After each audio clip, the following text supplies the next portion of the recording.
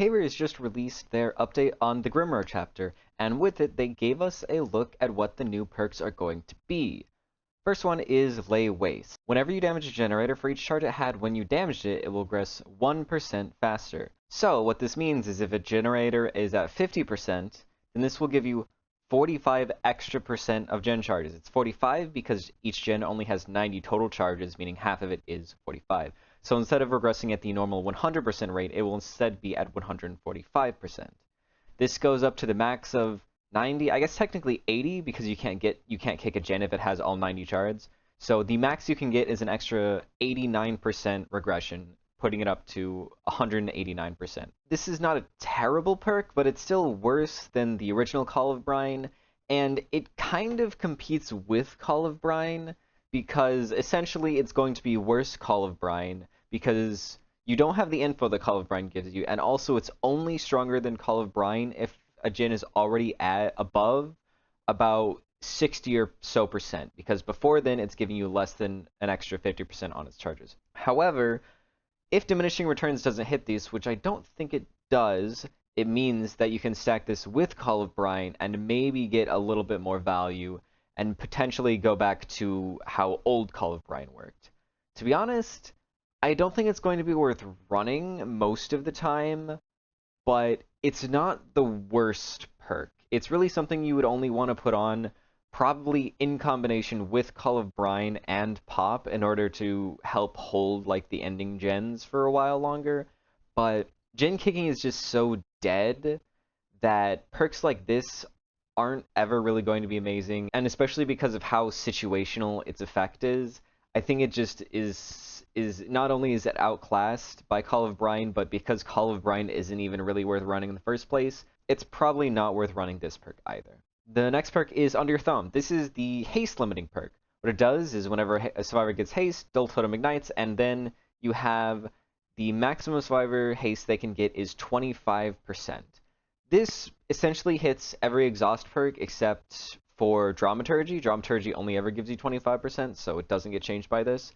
What it means is that Sprint Burst, instead of giving you 50%, it'll be 25%. It halves basically almost every exhaust perk. This is actually pretty decent. It is a hex perk, so it means that survivors can get rid of it.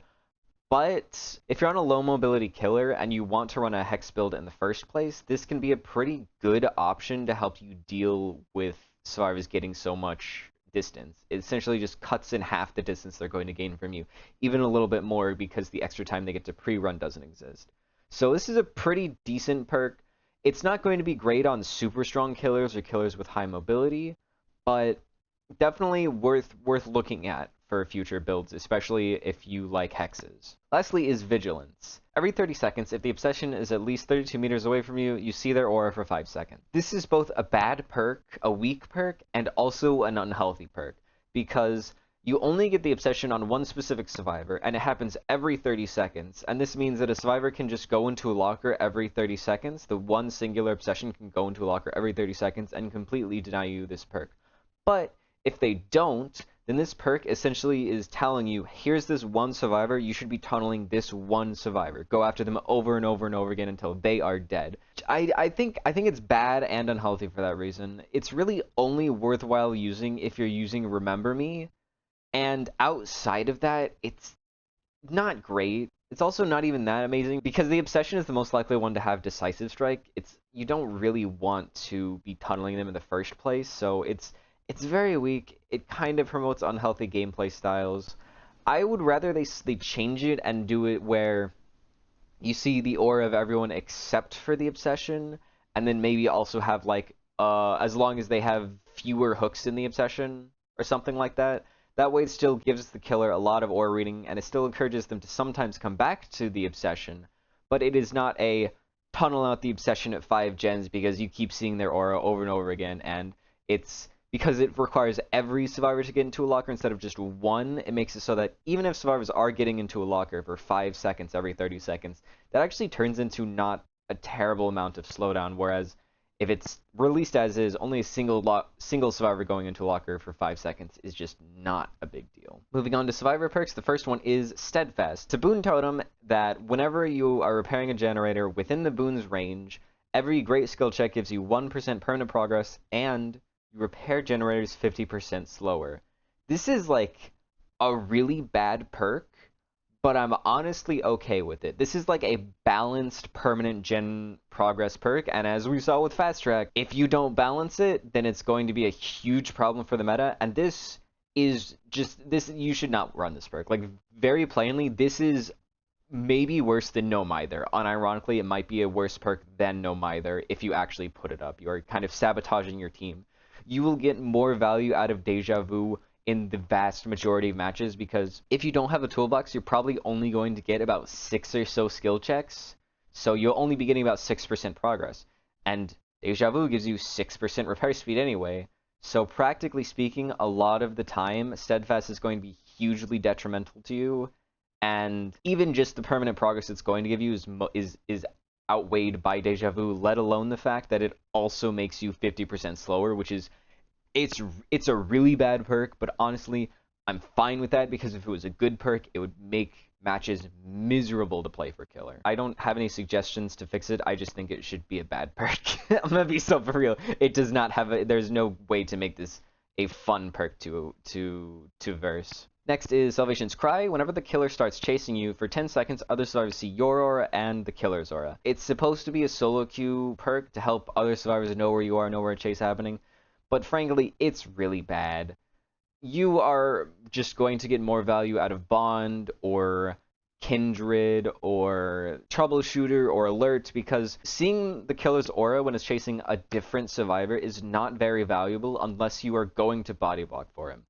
The issue is that if you're body blocking for the other survivor, and you really only want to be doing that against like Krasu, or if they're getting tunneled out, and if they're getting tunneled out, you should probably know where they are anyway, because the unhook happened recently. So for the most part, you're just going to be better off having general knowledge of where your other survivors are to try and keep them away, to try and not run the killer into them and that kind of thing, or to you yourself in chase see the killer's aura, that with the later Troubleshooter, that way you can do mind games against them, or win mind games against them. So it's a pretty weak perk. Lastly, is the most interesting perk to me, is Fruits of Your Labor. Whenever a gen is completed, gain 1 token, then for each token, you gain 5% haste for 2 seconds and 20% healing progress. I'm not certain how the token stacking works. I don't know if each stack gives you an extra 5% haste or gives you an extra 2 seconds. It really depends on how much haste survivors are getting.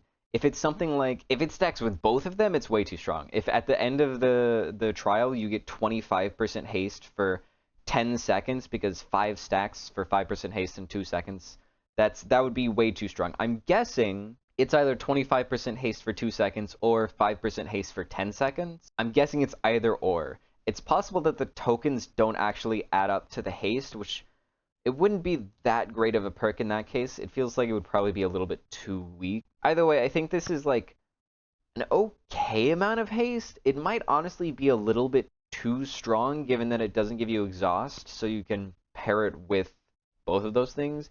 If it only gives you 5% for 2 seconds no matter what, then it's pretty weak. But the other interesting thing is healing progress. I'm presuming you get 20% healing progress per token. So that's first gen is 20%, second gen is 40%, third gen is 60%, fourth gen is 80%, and finally, the last gen pops give you a full heal, 100% healing progress. In my opinion, they should be nerfed just a little bit. Primarily because, as it stands, if I read it correctly, it's essentially objectively better adrenaline. Because adrenaline gives you sprint burst and gives you a full heal at the end of the game.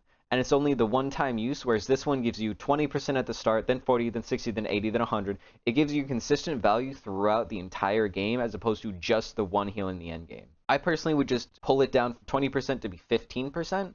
It still gives you that value, consistent value through the end of the game, but instead of the very last gen being just a full heal non-stop period, it is only 75% of a heal. So it's still probably better than adrenaline in most cases, because you're getting consistent value instead of a bunch of value right at the end.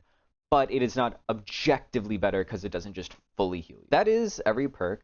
I think none of them are super insane. A lot of them are a little bit underwhelming. The most worrisome is Fruits of Your Labor, but I also think Fruits of Your Labor has the most potential to be a cool perk. They just need to balance how the tokens interact with the haste and the healing progress properly. And if they can manage to make the haste not feel terrible to verse and make the healing progress, just tone it down just a little bit, I think that'll be the most interesting perk in this batch. But yeah, I'd love to hear what y'all think about this set of perks in the comments below. And while you're there, I'd also love it if you would like and subscribe. That is everything from me. I hope to see you next time.